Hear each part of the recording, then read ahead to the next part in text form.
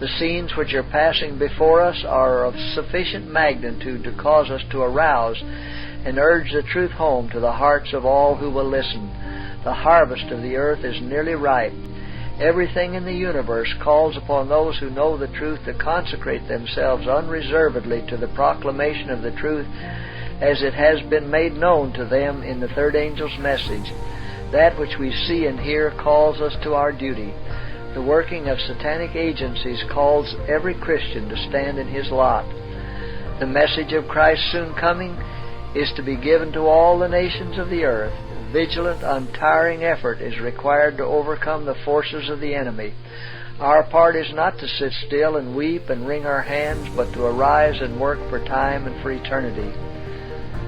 Do something, do it soon with all thy might. An angel's wing would droop if long at rest, and God himself inactive were no longer blessed. Let no one think that he is at liberty to fold his hands and do nothing. That anyone can be saved in indolence and inactivity is an utter impossibility. Think of what Christ accomplished during his earthly ministry.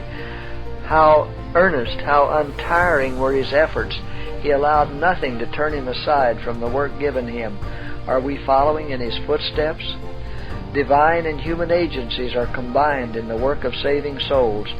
God has done his part, and Christian activity is needed now. God calls for this. He expects his people to bear a part in presenting the light of truth to all nations. Who will enter into this partnership with the Lord Jesus Christ? The church must be a working church if it would be a living church. It should not be content merely to hold its own ground against the opposing forces of sin and error. Not be content to advance with dilatory step, but it should bear the yoke of Christ and keep step with the leader, gaining new recruits along the way. We have only a little while to urge the warfare, then Christ will come and this scene of rebellion will close.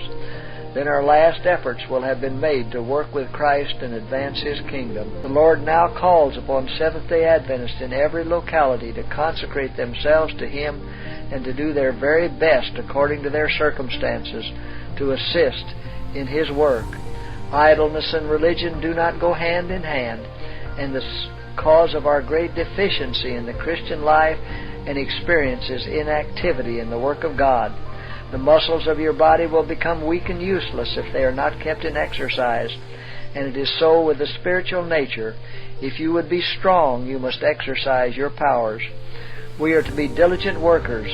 An idle man is a miserable creature, but what excuse can be offered for idleness in the great work which Christ gave his life to accomplish? The spiritual faculties cease to exist if they are not exercised, and it is Satan's design that they shall perish. We shall individually be held responsible for doing one jot less than we have ability to do. The Lord measures with exactness every possibility for service. The unused capabilities are as much brought into account as are those that are improved. For all that we might become through the right use of our talents, God holds us responsible.